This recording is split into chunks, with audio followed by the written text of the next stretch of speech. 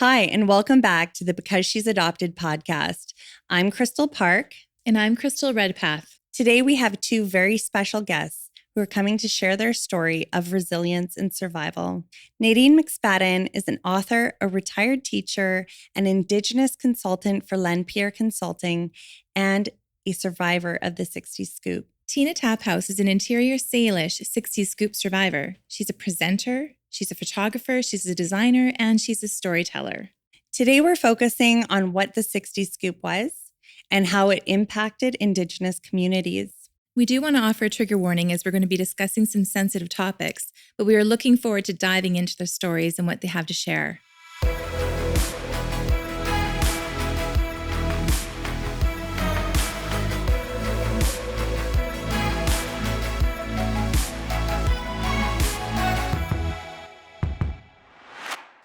Hello, Crystal. Hello, Crystal. I am so excited about today's episode. How about you? I am too. Yeah. I'm really excited. Yeah. So we have the pleasure of having Nadine McSpaddan and Tina Taphouse with us today, both 60's scoop survivors. They have come to share their stories and share their knowledge with us. And we are just so grateful and honored to have both of you here today. And thank you so much for trusting us. And we were talking last night because they're staying in my fifth wheel at my house. Yeah. And I said, were you at any point thinking that you were going to come up here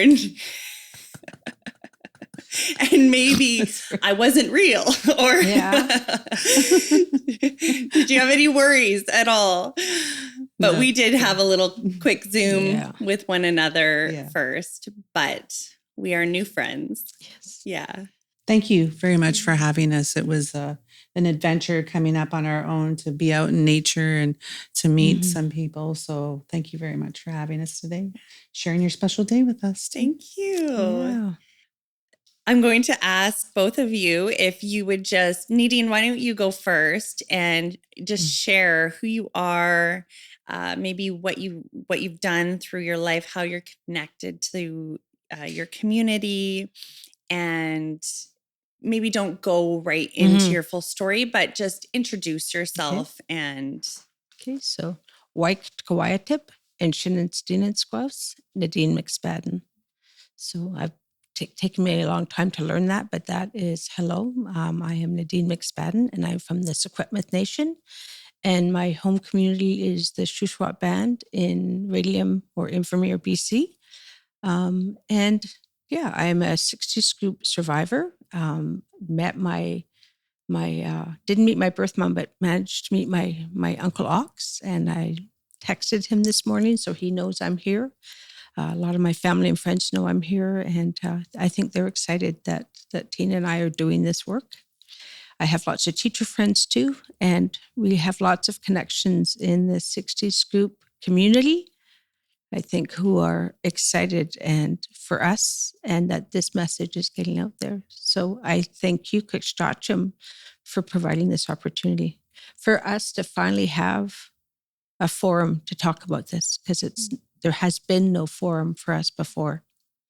And so I think this is going to be kind of a cleansing and a healing process. I know it is for myself. And I think I can rest easy after this work is done, because I've done my work. I've shared my story. Thank you. Thank you. Well said. Tina? Hi, my name is Tina Taphouse. I'm interior Salish. I'm from Statnamik territory in Lillooet, and I'm also a 60's scoop survivor. I have had the privilege of meeting both my mother and father. And I've learned that my ancestors gave us a voice to be here today to talk about our stories, the history, and as Nadine said, this is also a form of healing and cleansing. Every time we talk about it, no matter how hard it is, it's a healing. So every tear we shed today, it's a form of healing. So Thank you very much for having us here today. It's my honor and privilege to be here with everybody that's here. Thank you. Kukshta Macau. Thank you. And Kristal, I wanted to mention something too to both of you. It's interesting that this is a video podcast. I was talking to you in the car that as a teacher, right, one of my roles has been teaching teachers about Indigenous pedagogy.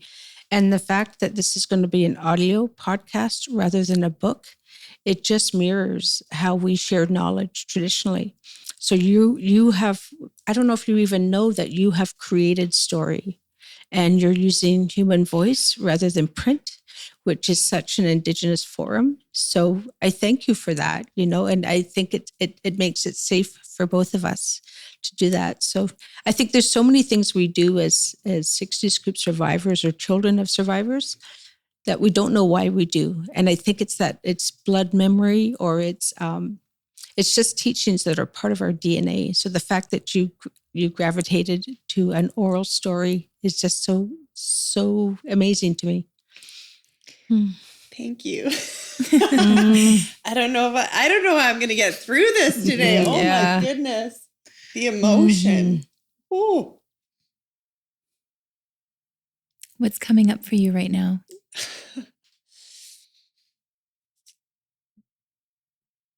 To be recognized.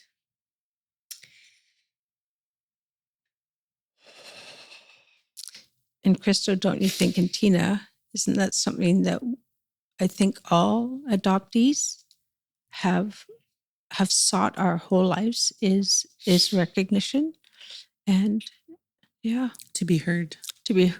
Yeah. Because I think as adoptees and children of adoptees, you're made to kind of feel like you should be super grateful.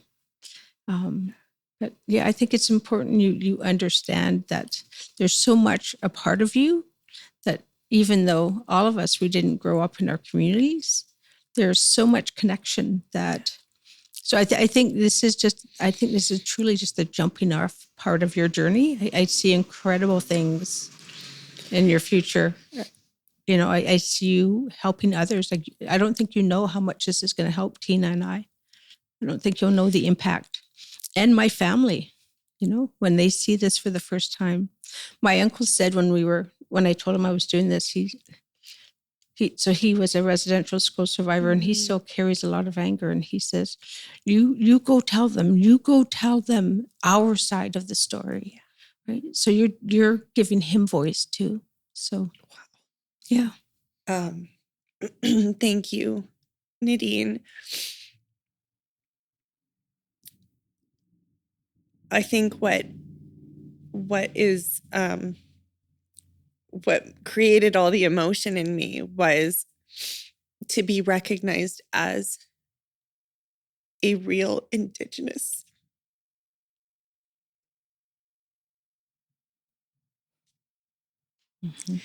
I said the three of us gave us voices to be here today, to be connected today, and to talk today, that our ancestors guided us towards this moment to talk. And in the smudging, my prayers for all of us in this group was that we did this work in a good way, and that we got the strength we needed to do this work. Yeah. So we have to feel that strength now. Yes. Yeah, it's harder, easier said than done, right? Yeah. Oh, wow. Side note, it is my 40th birthday today. And as an adoptee, birthdays have been a challenge for me. I have often felt on my birthday a deep sadness, what I now know to be loss and grief, something that I couldn't put words to it for many, many years.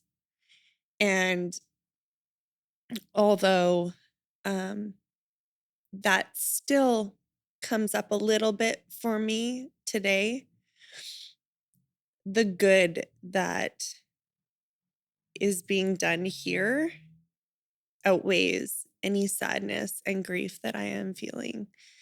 And I have so much gratitude for this moment in time.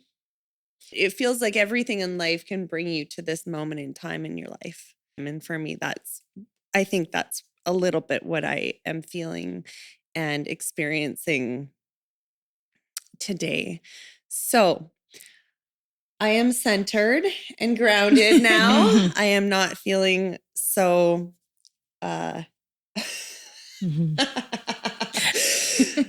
emotional, but we'll see. We're going to go there again because your words they just continue to. And it's okay to be like that. Thank you. Thank you. I also want to be able to do the job as well, right? So thank you. And okay.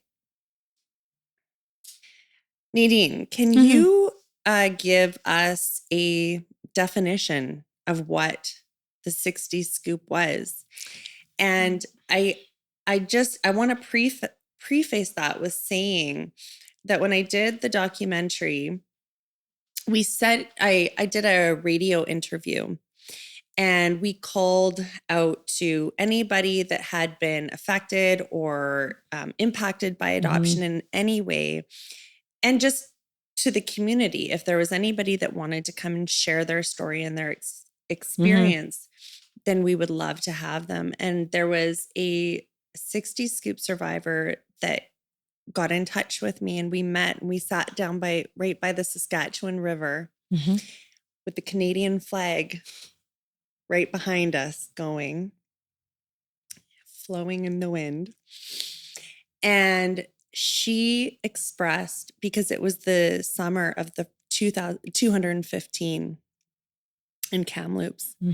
It was 2021, August of 2021.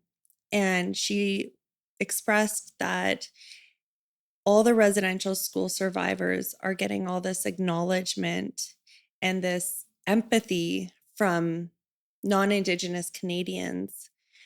But what's happening for her was that she was a 60s scoop survivor, and really she had been through a similar assimilation agenda, and she was just now coming back as an adult to the community and trying to reconnect. And she felt really unseen in her own story. So if you could speak to that, but also just go ahead and maybe start with what the 60 scoop was for those that don't know. Well, I'll share what it is from my perspective, because until the age of 40, I'd never even heard of it before.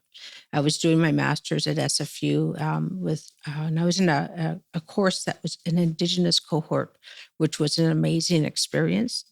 Different pedagogy. It wasn't about grades. It was about learning and thriving. And so we were asked to do an identity paper.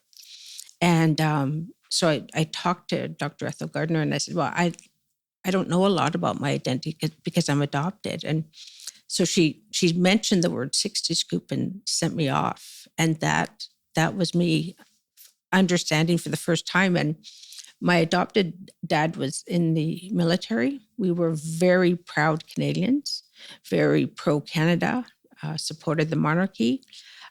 So to learn that this was a deliberate act to remove me from my Indigenous home or my community, to strip me from my language and my culture and my identity, was an incredible assault to me as a person. It was like another harm done to Indigenous people. But I didn't have people to talk to about it because there were so many of us who didn't know we were products of the 60s group, right? And so it took some time for me, and I don't know that I've done a lot of research about it. I know that it was a policy.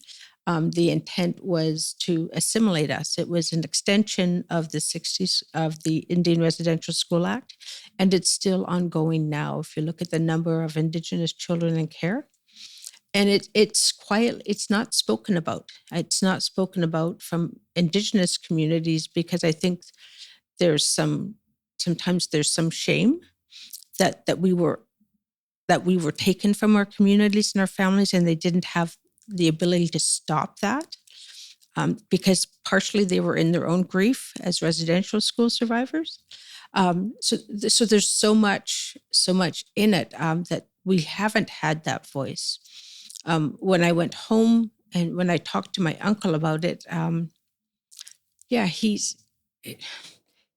tries to understand, but I don't think he gets how it impacted me so much because I was so different from my very white adopted family, and I was not white.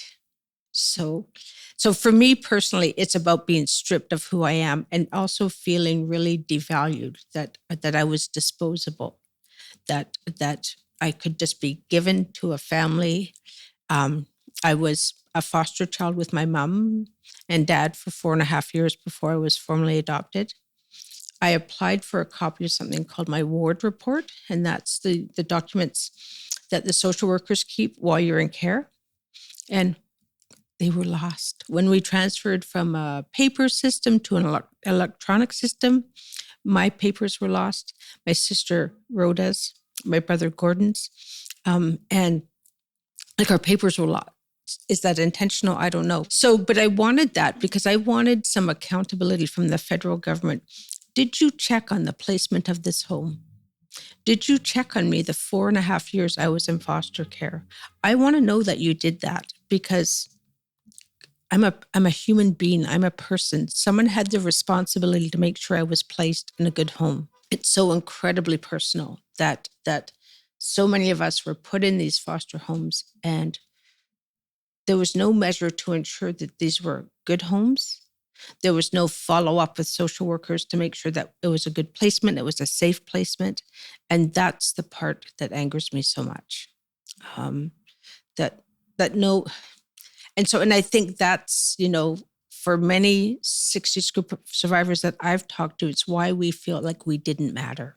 And then when you look at the attention, and I don't diminish the pain and suffering that my birth mom, my uncle, and my aunties all went through residential schools, their stories are so horrific. It just seems sometimes, it's like our stories don't matter as much.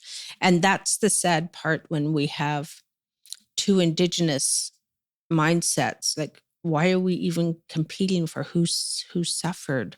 Like, can we not share in the suffering? And I think that's beginning to happen. So at the last gathering I went to for our nation, they stood up for the first time, 60 Scoop survivors. So I got to come forward and stand up and be recognized as a 60 Scoop survivor. And I sobbed.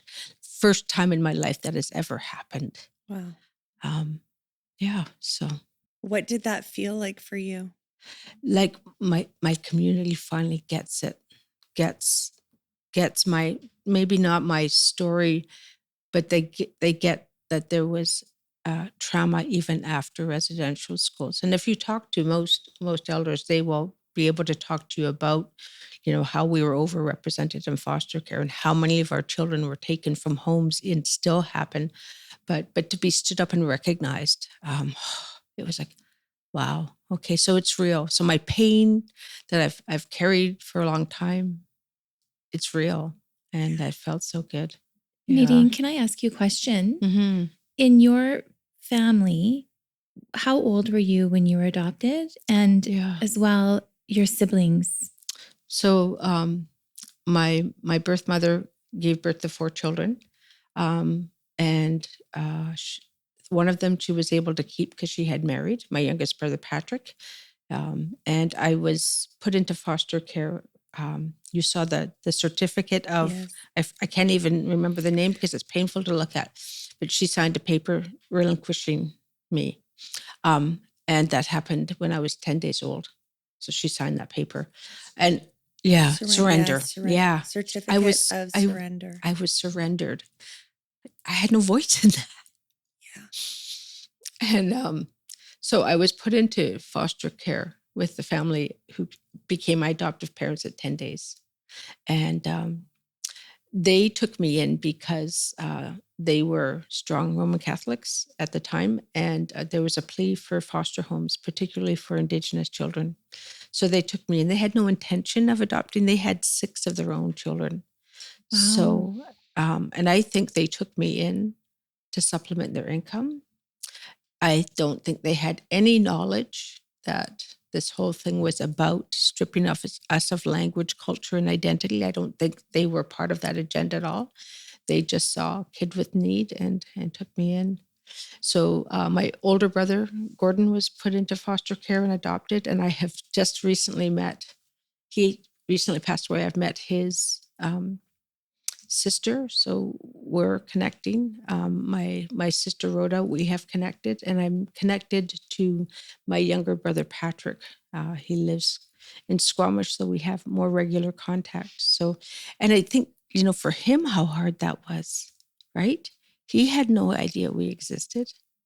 Yeah. Right. And then I did a DNA test and recently found out that my birth father, I wasn't looking for my birth father. My adoption record said that he was a Manitoba Indian. So I just wanted to know what nation I was from. And my birth father was alive and he was not Indigenous. So he didn't know I existed. So this is what I think the federal government has to be responsible for. The amount of trauma they caused me and so many families, like my adopted family, my birth father's, and his daughters who I've met. Imagine being 86 and finding out you had a daughter you didn't know about. Yeah. Wow. Yeah. So they adopted me when I was 4.5 because they were moving from Alberta to BC, and I was still a ward of the court. So the social worker said, "Well, you can't take her because she's a ward of the court." And my mom said, "She's a part of my family, and I'm taking her. You can throw me in jail." Huh. And the social worker said, "Mrs. McGuire, we don't have to throw you in jail. You could adopt her." So I remember them telling me about being adopted, and yeah. Wow. Yeah. So you remember them telling you about being adopted. Yes. And I remember them saying that they had to go before a judge and he was going to make me part of their family forever. But the way I remembered it is that my real dad was a judge. So I would say to my brothers, like, don't mess with me because my real dad's a judge. So it was, so I always knew that I was Indigenous or First Nation or Native or Indian, depending on what we've always been assigned. Yeah. It's the government who's given us these names. It's never been. So that's why I always say I am Shuswap, I am Secwepemc. When I do any presentations or workshops, I don't always say I'm Indigenous. I say my nation's name and then my community name. Yeah. I still struggle with that because growing up, it was Indian, and then it was Native, then it was Aboriginal. It was, I know that one's not quite, I don't know. There's so much controversy over Aboriginal. That's what I've heard too. Yeah. And so we were chatting actually last night and I said, I still feel nervous at times. I feel like I need to really guard my tongue, especially when I'm around other Indigenous people, because I feel like I don't want to offend or hurt or say the wrong thing. And I'm still learning. And so for you to, so an elder, speak of that, that's an elder important. told me, Kristal, and I think this is, Tina, you've probably heard this too. If you make a mistake and an elder corrects you or tells you off, that means they care enough to correct you so you don't make that same mistake again. And when I heard that, because I've been told off by elders, and it's embarrassing, and but it's because they care, right? So I wish there was a dummies for adoptees or a dummies for 60's group survivors, because there were a lot of these things. And Tina, I bet you can relate that faux pas we've made in our connections to our home communities, that how would we know? Yeah. Right. So just mention your nation's name and then say, and so we have kinship terms, right? So when I go into a school or I'm doing a presentation for a business, I'll say my name, I'll introduce myself in my language, and I'll say I'm from the Secwepemc Nation, from the Shuswap Band. And then I would tell you who my mom and dad were. Then I would tell you who their parents were and who his parents were, and go back as far as I can. And there was a reason for that, right? Because it when I announced that publicly, it tells you my kinship terms. So you know what nation I'm from, oh. And we joke about this sometimes with young girls, like you want to make sure you don't marry your cousin. So if you're at a powwow and someone gets up and introduces themselves, right? You want to make sure if they're a Eugene, oh, darn, I'm related to you. I'm not going to waste my time on you. But those kinship terms were they were important for in terms of trading practices. Yeah. So they knew what territorial rights I had. So, but see, we don't get, again, we weren't taught that, right? Yes. And so this is like this Secwepemc Nation. They used to have gatherings 4 times a year, and that's where a lot of my teachings have come from, because people like Tina and myself, who are 60 Scoop survivors, we didn't grow up in the culture. But a lot of my cousins who are my own age say, well, our dad went to residential school. He has some of the teachings. He doesn't know what teachings he has. Mm-hmm. But these events were held to help us take back that knowledge that was stripped away from us so long ago. Mm-hmm. So it's really interesting, Yeah. Tina, why don't you go ahead and share with us, for you, what the 60 Scoop was, Mhm. is for you, what it means to be a 60 Scoop survivor? So in 2018, the federal government announced a settlement for 60 Scoop. And I looked at the criteria and I said to myself,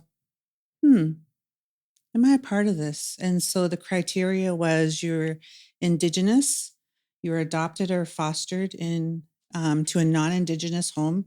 And I think it even said European family. And between the time period, I believe 1957 to 1991, somewhere in that area. And I thought, I do fit that criteria, but I didn't think that I was part of it. I didn't think I was part of this 60 Scoop. So this settlement was announced in 2018. And we had approximately a year to apply for it.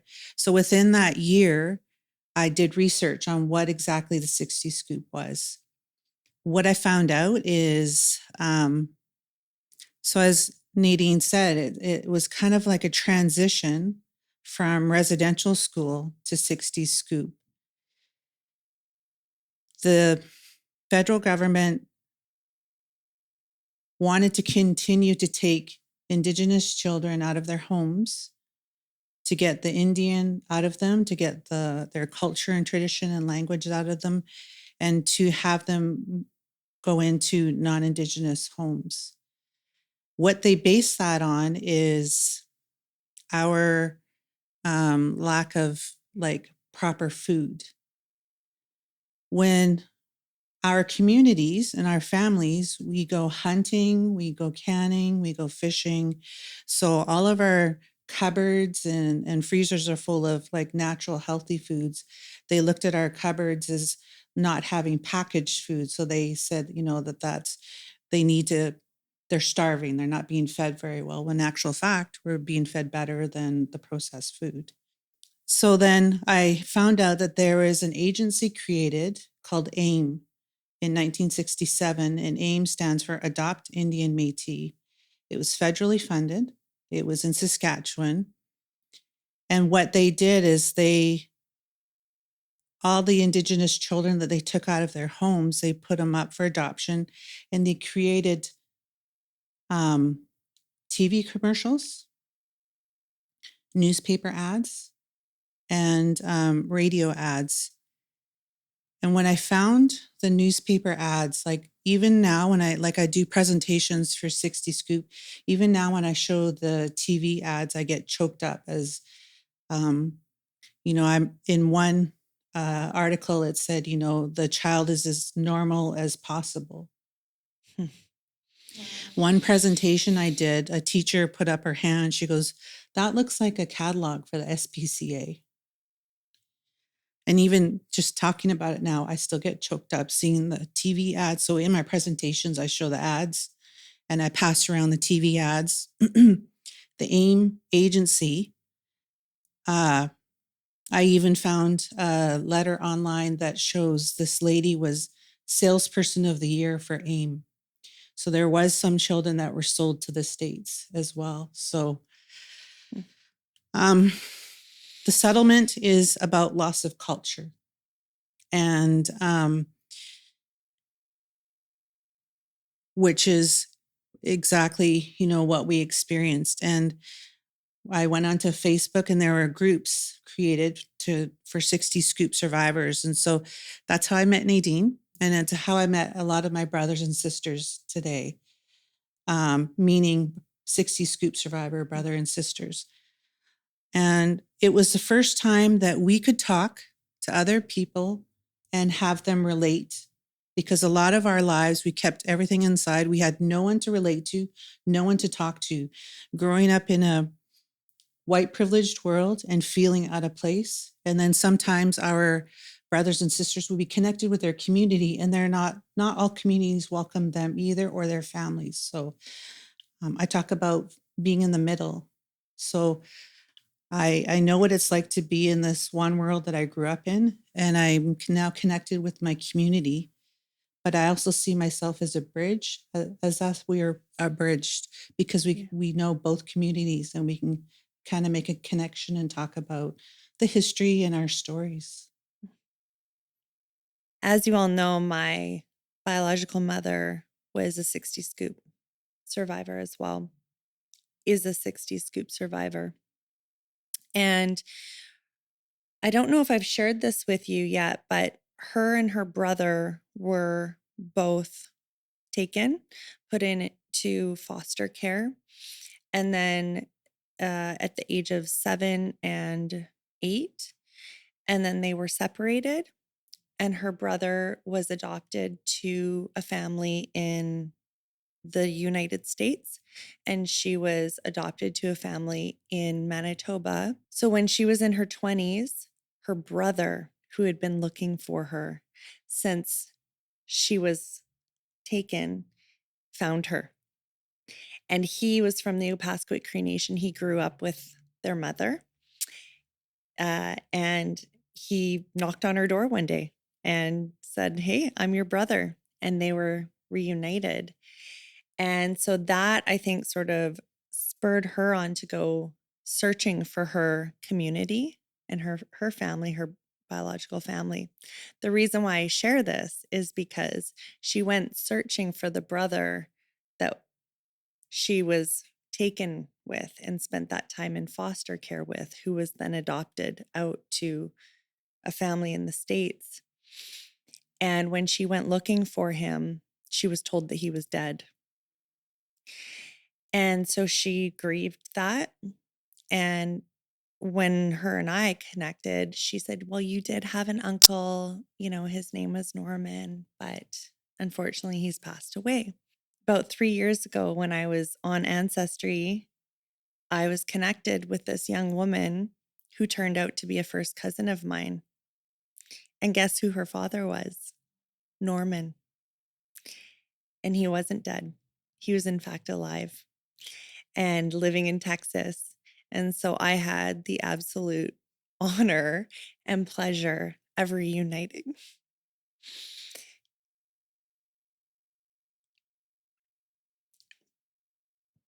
My biological mother with her brother, who she had grieved and missed and longed for her whole life. And yeah.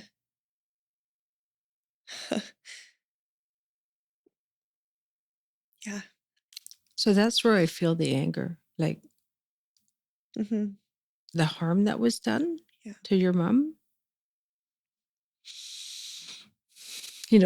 There's been an apology, a formal apology to the 60 Scoop survivors. Some organizations are starting to say thrivers, because we don't want to be left in that trauma. I don't know that I'm ready to go always as thriver.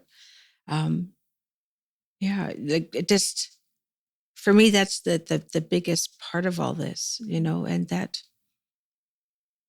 the apology was nice, but it felt insincere. When you look at the process of the class action suit that was done for 60's group, it's appalling. It's just, and it's not even the amount of money, but there are circumstances where brothers and like siblings in the same, two people were accepted for the 60's group and one wasn't.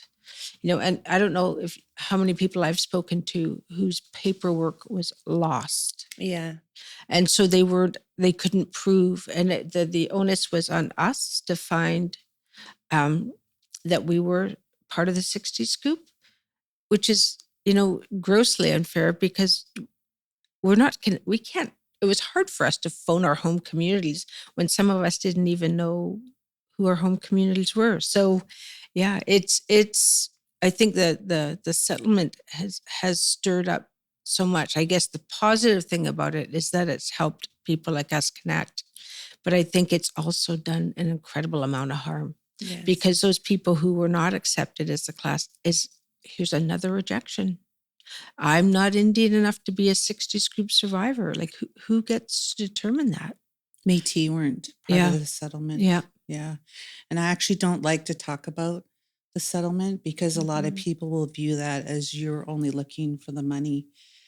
I took 2 weeks before the deadline, I did apply, but it took me a year to do it. I didn't feel that it was to take a check from the government, and they were saying, sorry, we took you away from your family and traditions. Here's a check. I had friends say to me, take it, Tina, it's free money. How disrespectful to say that it was free money. And the whole process was horrible, the way they treated us through the settlement. The company that was doing the settlement weren't answering our emails, weren't answering our phone calls. Paperwork was going missing. It was delay after delay. And yes, it was the pandemic, but it was triggering. There was lateral violence within our group. And when I got that letter one day in the mail to say I was part of it, I just broke down. Like, I can't believe I was part of this genocide. I thought, like, but we have connections now, brothers and sisters, and now we can talk about it. Yeah. I'm so glad that you are. Yeah. And when you think about, like, there's a lot of, so in education, we have teachers. I didn't know about residential schools. I didn't know about the 60's group. You weren't intended to know. Yeah. This was done on the quiet. And the purpose behind residential schools and the 60's group is that if we're not connected to our home communities and our cultures, then the government doesn't have to honor treaties or have to continue negotiations with land claims and such. So that was the intent. And so when you peel back all those layers, it's not because they thought that we really needed better homes. They just wanted to take the Indian out of us. So we were one less barrier for them to rid themselves of land claims and treaty negotiations that they need to honor. And that's hard. That's super hard. And, the settlement came and went, how it was handled. There's been so much criticism. There was a foundation created. So we thought, a healing foundation. Yeah. Maybe we can go and get some counseling. Maybe they'll have some skilled counselors who can talk about, who have experience in the area of cross-cultural adoption. Nothing. Money has been spent to have committees or what I don't even. So it's a joke, right? And it's out there providing support for residential school survivors, but it's not to diminish the sufferings, but they have support. We need support that's tailored to what we experience, and each one of our stories is going to be so different, right? Yes. But there needs to be targeted support for 60's group survivors. And there's nothing out there that I know of. 34,000 people applied. 34,000 people Wow. applied. Just over 20,000 got approved. But there's many, like we discussed, that should have been approved that didn't. Many people came in after saying, oh, I'm in Europe. I just learned about this. I'm in the States. I just learned it. Can I apply? No, like there was a 1 year deadline and that was it. So. And if you didn't know about it, like if you were not on social media, if you didn't know you were a 60 scoop survivor, because there were so many of us who didn't know, and so, your time's up. So you can no longer talk about your suffering because, this was the cutoff date. Like it's. But how was the awareness put out there? I saw it on Facebook. Media. Yeah. I saw it in the news. Lawyers put out, you a survivor of the 60 scoop? And I thought, what's that? And then I remember the conversation with Dr. Ethel Gardner and, I am. So what is this about? Because how would they contact us, right? Because. Well, especially if there's no records. Yeah. Those records would be closed. And there are some kids who had a very closed adoption, some had open adoption. Mm-hmm. It varied, right? So unless you were, so you think about people who are not social media savvy or don't have access to technology, which happens in a lot of our remote communities that don't have great internet connection. So they miss out. Or, a lot of the survivors who were sent to the U.S. to work as farm hands and such, how would they know? And this is what's so wrong about it. So there's been lots of criticism about that there should never have been a cutoff date. There should never. And it really should be up to the government to provide that settlement. And the deal that was reached is appalling. But it was, I guess, bad thing, good things came out of it. We got to connect with each other. And there are some Kathy Wynn. What is Kathy's last name? Strongwind. Strongwind is an amazing advocate for 60 Scoop survivors. So look her up. Yeah. She houses the Facebook group for all across Canada. So she sends out information about gatherings for 60 Scoop survivors, support groups, healing circles. Most of them happen that I've seen that she posts in Winnipeg, but they will make their way out here. So, yeah. Did your adoptive family help advocate for you, like during this time? Like my adopted mom died when I was 27, and I had little or nothing to do with my adopted father after she died, and they wouldn't have known. Yeah, Yeah. And both of my parents who raised me passed away in 2009 and 2010. So my birth father did get to meet my adopted parents, so that was good. Mm-hmm. But even my home community, right? There were no one from my community reached out and said, hey, you should think, because I don't know how much they knew about it either. So, and I think that was partially the intent, wasn't it? I think like a lot of our communities and families, because they were attending residential school and dealing with their own healing and trauma, I've learned along the way there are a lot of elders that don't really know anything about the 60 Scoop. And it's not through ignorance. It's just we're finally getting our voices and talking about it. And so it wasn't really talked about within our community. So when you think about how funding works too in community, right? Each band is allocated so much money. And so if we come home, that means funding that they have that is never enough to support the people in their own communities. We could be tapping into that for healthcare, for education, for housing. They can't provide what they need for their existing members. So the government dumped this on them too. So it's like a web. Yeah. A web of mess. And how do you untangle this? So, I wish our federal government would be more accountable And I wish there had been some kind of agency that we could have gone to that would have helped us go home for the first time, that would have prepared us, but also would have prepared our communities. You know, Yes. Yeah. my community has been good. Has been my uncle has been amazing, but I've heard lots of stories where that they haven't been welcomed. You know, Yeah. Yeah. and yeah. Yeah. When in the film, there's a funny part where I'm about to get the car all packed up and I'm going to my community for the very first time. And, I'm adjusting my purse and my director says, "Are you ready?" And I'm like, "I'm ready." And then it pans to the next shot of me sobbing. And I was like, I wasn't ready. I guess I wasn't ready. But what you don't see is that it was an hour and 20-minute drive from where we were staying to my community.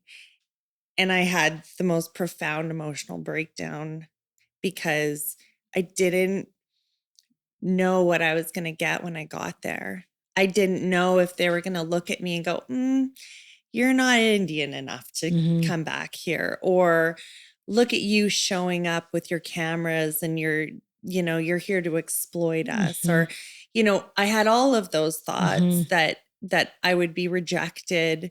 And the other piece of that too was this intense grief of what I had lost, and that I was going back to a place that could have been my home, a place that I could have grown up on, that I could have been with my community, and I didn't. It's also overwhelming going back home. Yeah. Because we do feel when we're on our land and we feel our ancestors. Yes. I couldn't, the peace that I felt when I was there, it really was such a profound experience. It was, thankfully, my community was just so welcoming and so lovely. And yeah, it really couldn't have gone in a better way for me. But, as you speak about the 60s scoop, Kristal and I, we've done a lot of episodes where we talk about relinquishment, adoption as a trauma, and the loss that occurs within adoption, and then having to live as an adopted person as a child and grow up, and all of the feelings and emotions and experiences that we really relate to. And I think we relate to you as well, because you were adopted. You are adopted. But the 60s scoop portion of it adds such an extra layer because of the intention behind it. And it's so deep. It's so deep. And I think many of us are still trying to come to terms with it. So, and like no two journeys are the same. Yeah. And we don't even have the vocabulary to unpack it. We don't have the emotional capacity in some respects to unpack it, because you were put in a home and you were taken care of. You had a roof over your head. Like, why are you so sad? You're doing better than, had you, so there's so much, right? Like, Yeah. do I have a right to grieve? I'm alive. I have a good job. I have a master's degree. So why am I so upset? I was on a teachers we love. We've been on strike a few times in my career, and I was on picket duty. And I could picket at a school that was close to where I lived. So I went to a school that was near my home. And so they didn't know who I was.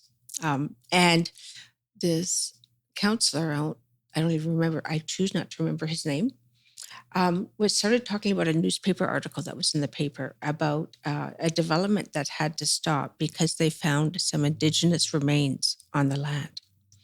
And he said, I won't say the exact swear words he used, that this was because how they find a couple of bones and now they're going to halt the development for 3 years. What about the developers? What if that was my land? Can they say I can't have my land anymore because they found a couple of bones? And I said to him, like, if this were your grandparents or your mother, would you feel the same? He says, they're dead, they're bones. Why would you care? And I said, well, because those remains may impact future land claims. They may prove that Indigenous community lived or hunted in that area. So it may support Indigenous communities in terms around land claims. And he said, well, you guys, you can't claim land. You don't even know where your true communities were. And he escalated and escalated and escalated. And a kindergarten teacher, bless her heart, stepped in and told him to stop, that what he was doing was racist. And it gave me a chance to kind of step back and catch my breath. And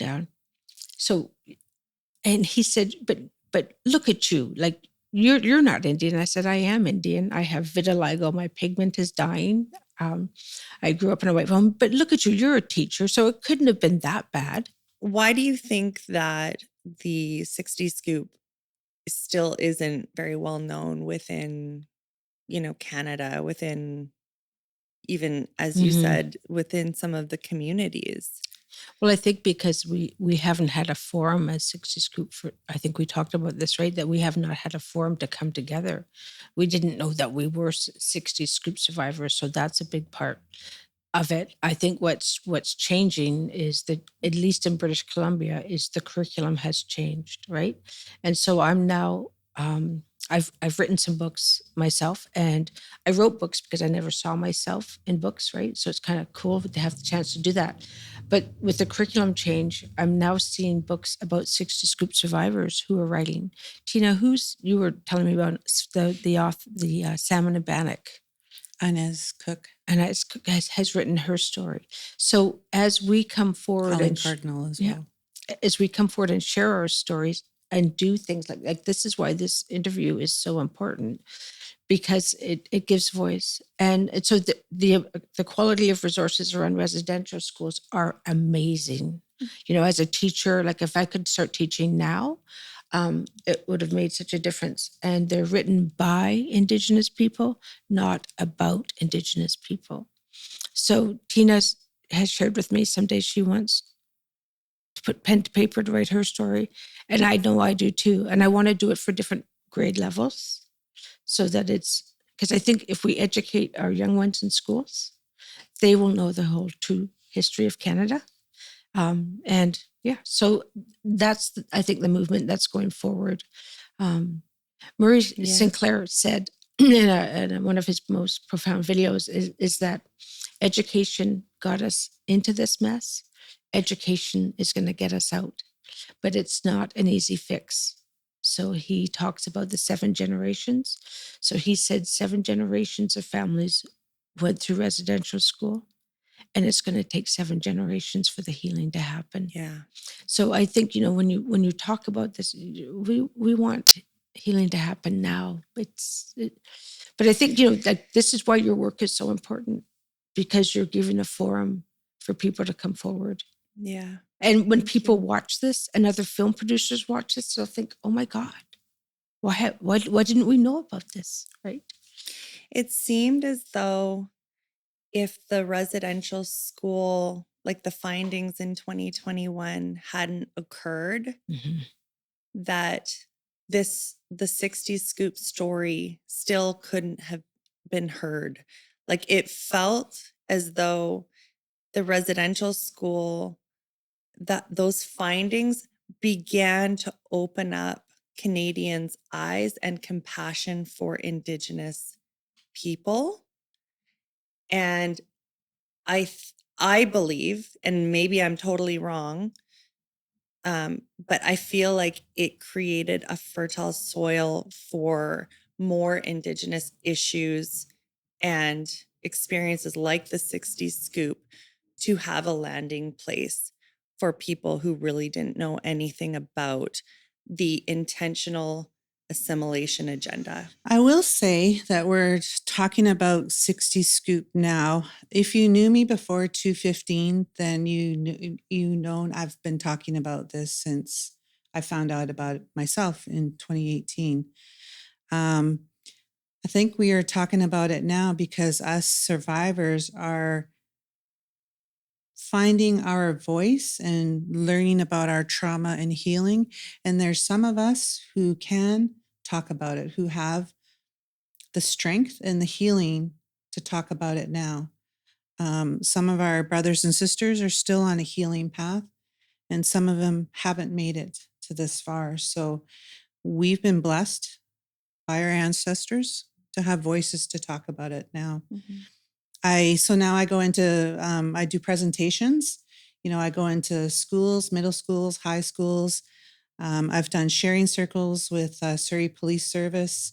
I've done, a Zoom presentation to teachers at SFU. So there's a lot of people getting more education about the history and about my story, but I talk about stories in general about my brothers and sisters, and then how to be an ally with their Indigenous community in general after learning about, residential school, after learning about 60 Scoop. How can you be an ally to us? For instance, powwows are public. Not everyone knows this.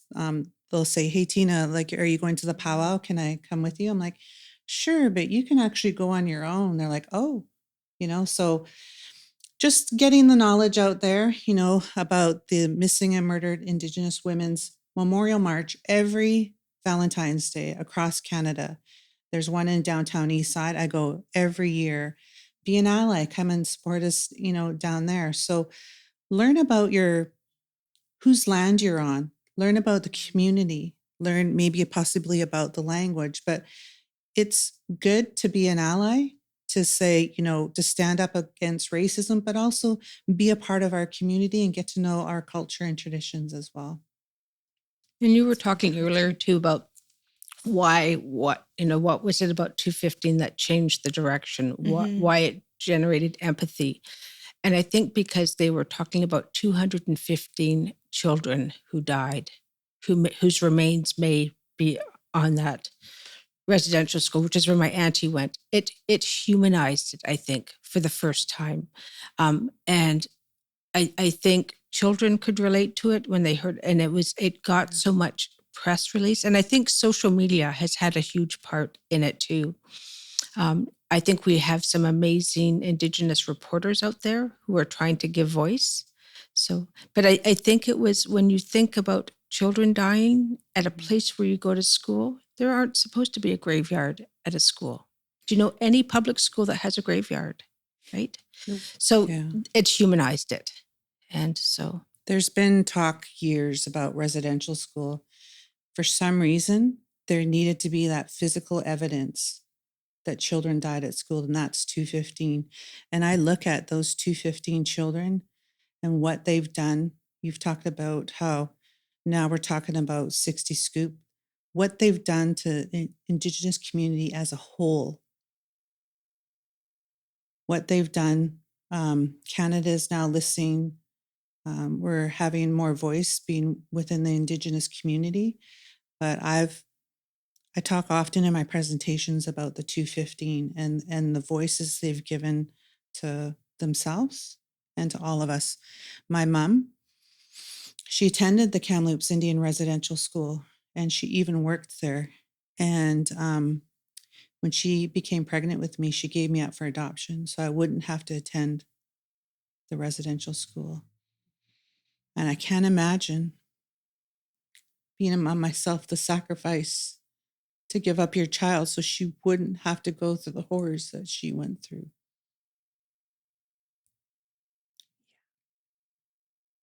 Yeah. I mean, those, the children there, the remains, it's like they've been a beacon.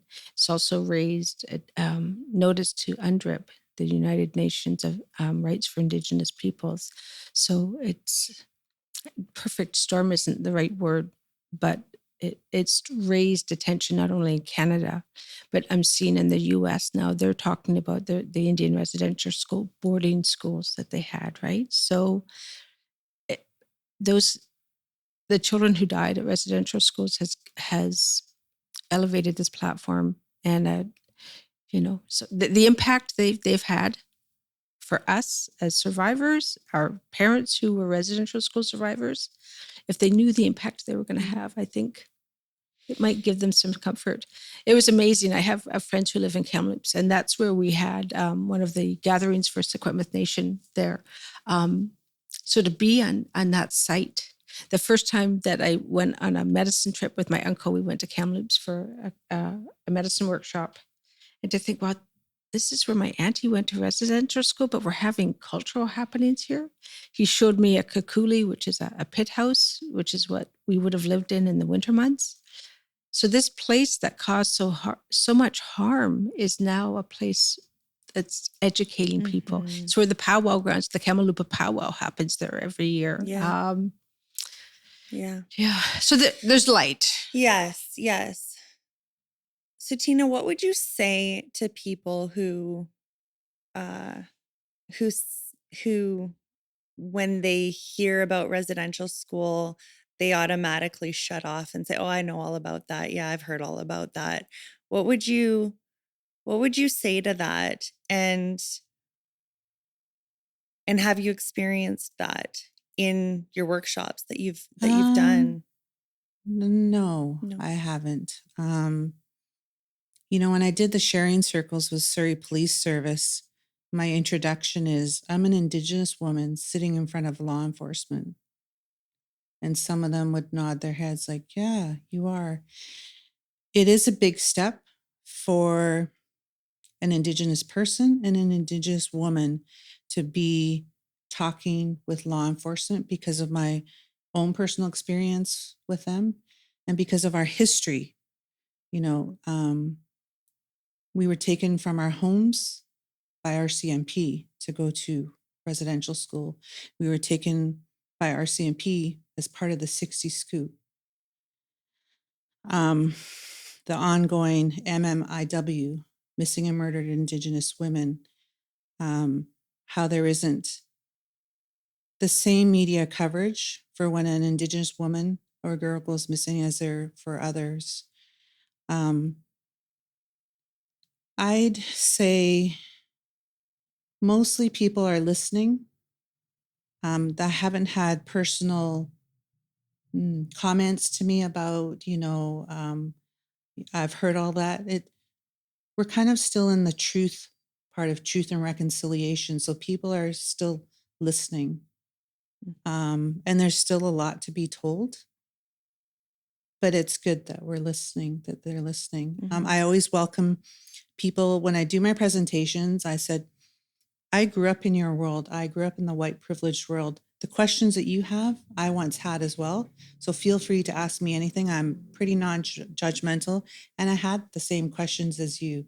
There's only been a couple of times where someone's asked me a question. I'm like, that's not appropriate. But other than that, I'd like to be open and to try and answer the questions as I can. So Yeah. Let's talk about the idea of blood quantum and this obsession of asking Indigenous people what their percentage is. I mean, growing up, I was always because I was probably one of two Indigenous kids at school. I was always asked, "What's your nationality? What's your nationality?" And when I would tell them I said I'm Indian back then. There was always the question of how much Indian are you? And I was always proud to say I'm 100%. It is disrespectful to ask anybody what percentage Indigenous you are, what percentage Native you are, because I don't recall ever asking my non-Indigenous friends, well, how much German are you? Or how, so forever, it seems like it seemed acceptable to ask how much percentage are you? It's not, it's disrespectful. Stop doing it. Mm-hmm. And elders will tell you, as long as your community accepts you and acknowledges you, they don't ask you to quantify Mm-hmm. your Mm-hmm. indigeneity. Yeah. And there are people who are by blood quantum 100% indigenous, but are not connected to their culture, their community. Does that make them more indigenous to me because they have more blood quantum? So, yeah. So don't ask. Yeah. It's rude.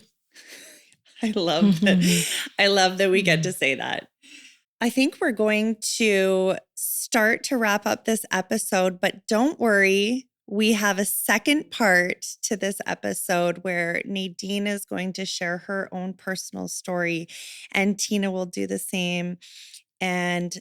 But to end this episode, could the both of you, you've brought some special mementos with you today. And Nadine, could you go ahead and just share first what it was that what you have there? My earrings are made by my cousin, Megan Eugene. And I needed to feel, pardon me as I bang the mic, I needed to feel family strength. So I have her earrings on. Mm-hmm. And this is a shawl that I made in a workshop. And I call it kind of my mom's story or my family's story. So my mom gave up 3 children and was able to keep one. So Gordon is Black. He's my brother who's passed away, was first adopted. I'm red because I love red. And Rhoda is blue, my sister who was also adopted.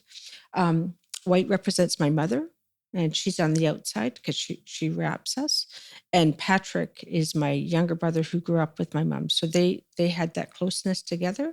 And when you think of circle pedagogy in Indigenous culture, if you put this together, we are wrapped around together as a family again. And what weaves us together is that we've all come home. We've all come back to our Secwepemc Nation and our community. So I see this as kind of my family blanket. I also bought an eagle feather that my uncle gifted me, and we used that to smudge this morning. And I bought a drum that I made. So these are just all things, not to show, but just to give me comfort. And that I'm sharing all of their stories too.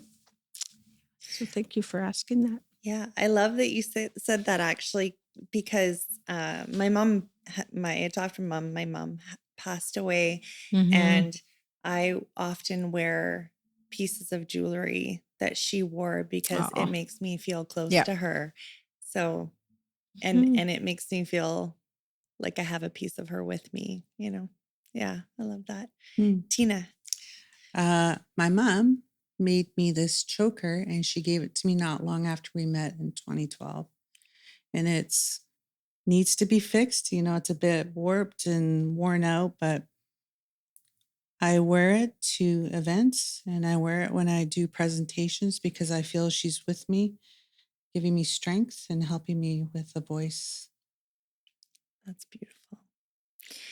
Thank you. Until next time, we will be back and hear your beautiful stories. Great episode. Hey, Kristal. Amazing. Thank you for sharing your stories and education. It's going to change a lot of people's perception. And it's a story of, like you said, coming home. And I'm grateful to be witness. Yeah. Thank you, Kristal. Thank you, Kristal. Thank you, Nadine. Thank you, Tina. Thank you. Kuksjachum in my language, and I raise my hands to you for providing this forum.